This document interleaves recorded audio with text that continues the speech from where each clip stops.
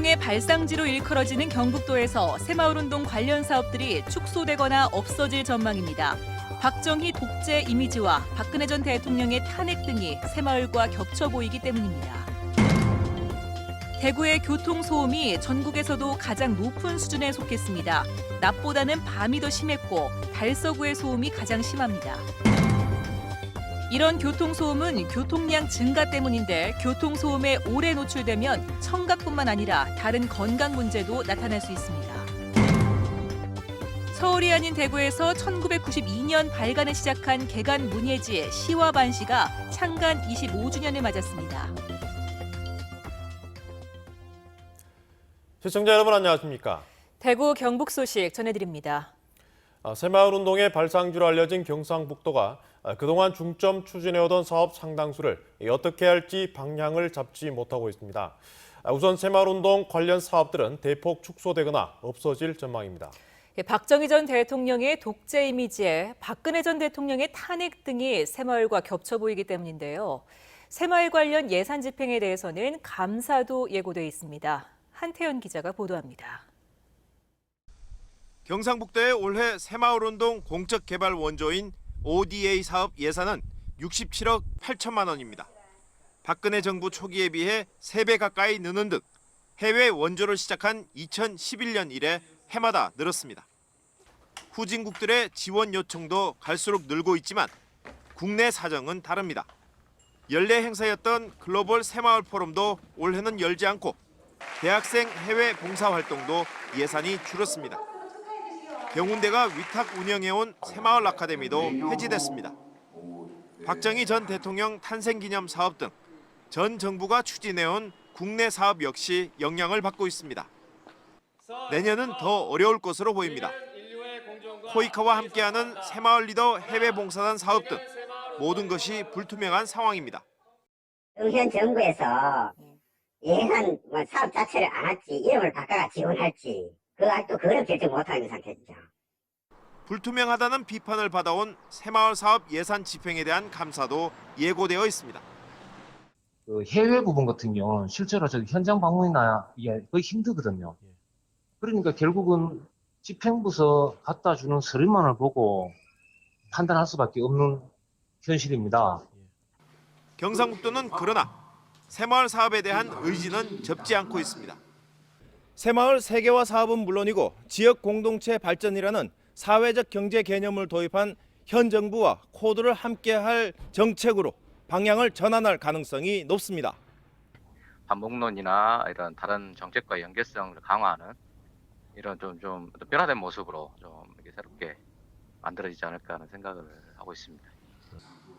경상북도는 정부의 인선이 마무리되는 대로 모든 새마을 관련 사업을 정부와 새롭게 짤 계획이라고 밝혀 새마을 사업이 어떤 변화를 겪게 될지 관심이 쏠리고 있습니다.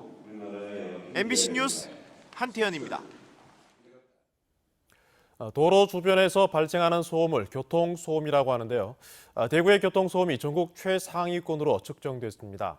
특히 낮보다는 밤이 더 심하고 구군 중에서는 달서구의 소음이 가장 심한 것으로 나타났습니다. 소음이 얼마나 심한지 도성진 기자가 보도합니다. 지금 제 옆에 보이는 건 대구시 중구 도로 주변의 소음을 나타내는 이른바 소음 지도입니다. 이렇게 검정색으로 표시된 곳은 40데시벨 이하로 비교적 조용했지만 파란색으로 표시된 곳은 80데시벨이 넘었다. 그러니까 아주 시끄러운 곳이라는 의미입니다. 대구시는 지난 2014년부터 2년 반 동안 대구의 도로 520여 곳에서 소음을 측정했는데요. 달서구의 낮 소음 평균이 73.5데시벨, 밤 소음은 69데시벨로 나타나 8개 구군 가운데 가장 높았던 것으로 나타났습니다.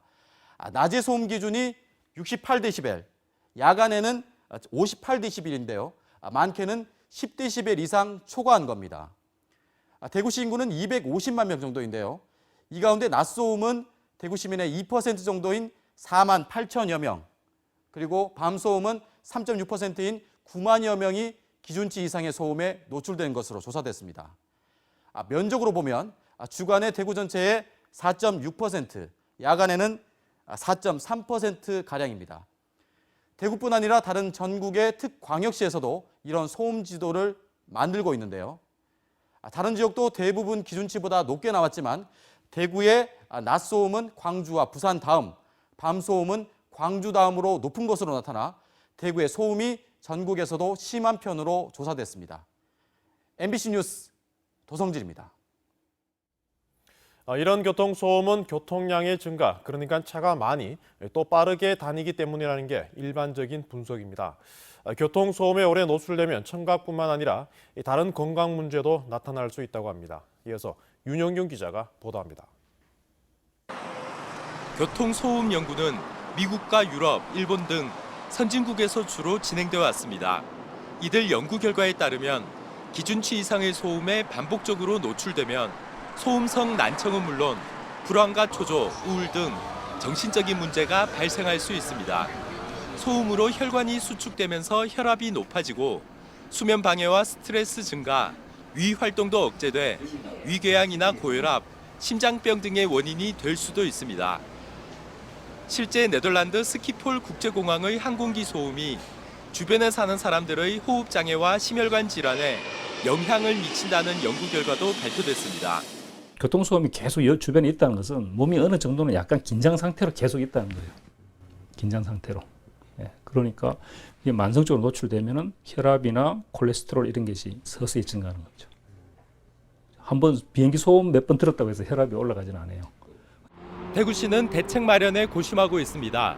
우선 교통소음이 심한 30곳을 뽑아 교통소음 관리 지역으로 지정하는 방안을 검토하고 있습니다.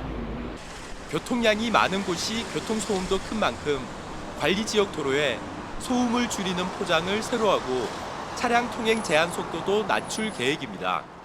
교통 관리 특별 지역으로 지정이 되면은 저희들이 이제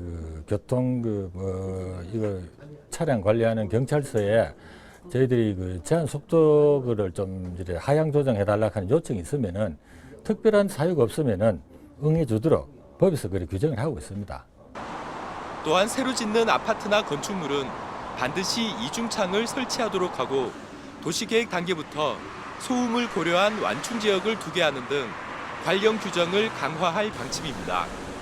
MBC 뉴스 윤용균입니다. 어제 내린 우박으로 경북 10개 시군이 피해를 봤는데 지난 2007년 이후 역대 두 번째로 큰 피해였습니다. 하지만 보상을 받을 수 있는 재해보험 가입 농가가 많지 않다고 합니다. 엄지원 기자가 보도합니다. 3천여 헥타르의 피해를 본 봉화 안에서도 집중 포화를 맞은 상옥면의 한 마을. 구름대가 지나는 길목 한가운데 자리에 우박이 무려 35분간 쏟아졌습니다. 성한 작물은 거의 없습니다. 고추밭은 대만 남았고 이랑을 덮은 비닐은 죄다 구멍이 뚫렸습니다. 수확을 한 달여 앞둔 여름 감자밭도 태풍이 휩쓸고 간 듯 이렇게 쑥대밭이 됐습니다. 사과 열매 대부분이 떨어지거나 깨졌고 나무 껍질까지 벗겨져 베어내야 할 판입니다. 사실 눈물밖에 안 나요. 어떻게 해야 될지도 모르고 말이 안 나옵니다. 수박밭은 아예 자취를 감췄습니다. 빚에다가 농자재 값에다가 비료 값에다 하루아침에 폭삭 내려앉으시니까 이제는 살 길이 없지 뭐. 농림부는 6월 중 융자와 복구비 지원과 함께 농업재해보험 가입 농가에 추정 보험금의 50%를 선지급하겠다고 밝혔지만 재해보험에 가입한 농가는 적습니다. 소규모 위주인 밭작물은 미가입이 태반이고 사과농가 일부만 가입한 정도입니다. 영주시의 경우 전체 사과농가 3,200곳 중 가입 농가는 절반인 1,590농가에 그쳤습니다. 김재수 농림부 장관은 오늘 봉화와 영주, 영양 등 피해 지역을 찾았습니다. 재해대책법이라든지 또는 여러 가지 특별 재난구역 지정하는 것에 따른 여러 가지 규정이 있는데 그 부분에 미흡한 것도 좀 보완을 하고 여러 가지 보완을 해서 피해가 없도록 최선을 다하겠습니다. 우박의 경우 특별 재난구역 지정 요건에 포함되진 않지만 피해가 극심한 만큼 농림부는 안전행정부의 지정 검토를 요청할 예정입니다. MBC 뉴스 엄지연입니다. 한편 이번 우박으로 경북 10개 시군 5,557헥타르의 농작물이 피해를 본 것으로 잠정 집계됐습니다. 봉화가 2,993헥타르로 피해 규모가 가장 컸고 영주가 1,500, 영양 383, 문경 352헥타르에서 농작물 피해가 났습니다. 이 밖에 의성 105헥타르를 비롯해 경주와 포항, 안동, 상주, 예천에도 조금씩 피해가 발생했습니다. 우박 피해가 상당해 경북 북부 지역은 국비 지원을 받을 수 있을 것으로 보입니다. 농식품부의 우박 피해 국비 지원 기준은 농작물 피해 면적이 30헥타르 이상으로 돼 있고 연접 시군도 가능하기 때문에 현재로서는 10개 시군 모두 지원 대상에 포함됩니다. 정책 제한 창구를 지자체마다 개설하라는 정부 요청에 따라 경상북도가 광화문 1번가처럼 도청 앞에 별도의 소통 창구를 마련했습니다. 기존 민원실을 이용하는 다른 지자체와는 다른 모습인데 새 정부 정책에 적극 따르겠다는 뜻으로 보입니다. 정동원 기자입니다. 서울 세종로 한글공원에 설치된 광화문 1번가. 국민의 정책 제안을 접수받아 국정에 반영하겠다는 새 정부의 의지가 담겨 있습니다. 경북도청에도 광화문 1번가를 본따 신도청 1번가라는 별도의 창구가 생겼습니다. 매일 2~3명의 직원이 도민의 정책 제안을 받게 되는데 첫날인 오늘은 김관영 지사가 직접 접수하고 상담을 받았습니다. 문재인 대통령께서 취임하시고 가장 중요한 국민의 목소리를 직접 듣고자 합니다. 살아있는.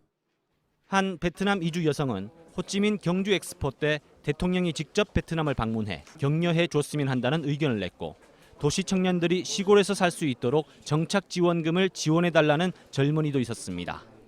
광화문까지는 직접 갈 시간이 안 돼서 이제 경북도에서 이런 좋은 자리를 만들어 주셔가지고 저희 참여하게 됐습니다. 정부가 아니라 경상북도에 바라는 건의 사항도 있었습니다. 주민이 노래도 부르고 공연도 하고 끼가 있는 주민들이 이렇게 직접 할 수 있도록. 전국에 설치된 정책 제안 창구는 7월 12일까지 운영되며 각 창구에 접수된 제안서는 매일 우편으로 국민인수위원회에 보내집니다. 며칠 전 진보적 정책인 주 4일 근무제를 가장 먼저 실시하겠다고 밝힌 경상북도. 이번 신도청 1번가 1호 제안자는 공교롭게도 민주당 당적의 상주 김영태 씨였습니다. 보수 경북의 행보가 정권이 바뀌었음을 새삼 실감케 합니다. MBC 뉴스 정동원입니다. 문학 장르 가운데 시를 전문적으로 다루는 잡지인 시와 반시는 대구에서 발행하지만 전국적인 명성과 수준을 인정받고 있습니다. 개간지인 시와 반시가 창간 25주년을 맞아 통권 100호를 발간했습니다. 이상원 기자가 보도합니다. 시 전문 잡지 시와 반시가 2017년 여름호로 통권 100호를 발행했습니다. 창간호가 발행된 1992년 가을은 모든 문학 잡지가 서울에 집중된 시절이었습니다. 대구에서 발행된 시와 반시는 부산, 광주, 제주도 등 전국 지방 문예지 시대가 열리는 출발점이 되었습니다. 열악한 재정 형편 속에서도 투고작에는 항상 원고료를 지급했고 엄격한 등단 심사로 역량 있는 소수의 신인만 추천하는 등 창간 당시 초심을 지켜나가며 전국 최고 수준의 시 전문 잡지로 자리를 잡았습니다. 시인으로서는 자존심, 지역 문화인으로서의 자존심, 서울에 종속되지 않겠다는 끝까지 잃지 않으려고 했던 우리 자세라고 그럴까요? 하지만 한국문화예술위원회가 지난해 우수문예지 발간 지원 사업을 폐지하면서 예산 지원이 끊겨 지금은 회원들의 후원에만 유지하며 어려움을 겪고 있습니다. 잡지가 계속 뻗어나갈 수 있도록 하기 위해서는 시라든지 또 우리가 문화 관계에서 여로에서 좀 특별히 좀 지원을 해주는 게 특히 우리 지역 또는 대구의 자존감을 올리는 그런 일 중에 하나가 될 거예요. 지역 분단의 뚝심을 지켜온 시와 반시는 통권 100호 발간을 계기로 이상화, 김춘수 등 대구가 가진 시적 자산과 전통을 이어받아 대구를 한국 시문학의 메카로 도약시키겠다는 새로운 목표를 설정했습니다. MBC 뉴스 이상원입니다. 대구시가 오늘 열린 제22회 환경의 날 기념식에서 대구 환경 비전을 발표했습니다.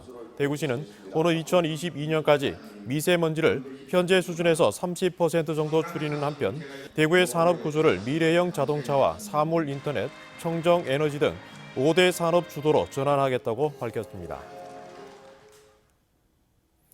우리나라 최고의 생태 환경을 자랑하는 울진 굴구지 마을에서 내일부터 이틀 동안 왕피천 피라미 축제가 열립니다. 울진군 근남면 구산리 굴구지 마을에서 올해 10번째 열리는 피라미 축제에서는 가족이 함께 대나무로 피라미 낚시를 하고 왕피천을 따라 생태 탐방과 금강 소나무 숲길을 거닐며 휴식할 수 있습니다. 경북의 농식품 수출이 해마다 늘고 있는 가운데 경상북도는 오늘 경주 힐튼 호텔에서 2017 경북 농식품 수출 촉진대회를 가졌습니다. 오늘 촉진대회에서는 수출 공로업체 시상식과 함께 일본과 중국, 동남아시아 해외 바이어와 도내 농식품 수출업체가 참가하는 1대1 수출 상담회도 열렸습니다. 경상북도는 오늘 영천 하이브리드 부품연구원에서 관계자 등 80여 명이 참가한 가운데 부품 경량화 기술센터 준공식을 가졌습니다. 부품 경량화 기술센터는 앞으로 소재 열특성 이미지 분석 시스템 등 첨단 장비로 미래형 자동차 연구 개발과 기업 지원을 위한 경량화 소재 거점 기관으로 활동하게 됩니다. 쌀값 폭락이 장기화되고 있는 가운데 농협이 쌀 생산량 조절과 수입 조사료 대체 효과를 위해 사료용 벼 재배에 나섰습니다. 이에 따라 올해 경북 고령 지역과 전남 강진 등에 사료용 벼 30헥타르를 조성하기로 하고 최근 시범재배 파종 시연회를 가졌습니다. 동해안의 대게가 이달부터 오는 11월까지 6개월 동안 금어기를 맞습니다. 경상북도와 포항시 등 동해안시군은 수산자원관리법에 따라 이달부터 오는 11월까지 대게 금어기를 시행하고 경찰과 합동으로 대게 불법 어획과 유통을 단속합니다. 대구 경북 소식이었습니다.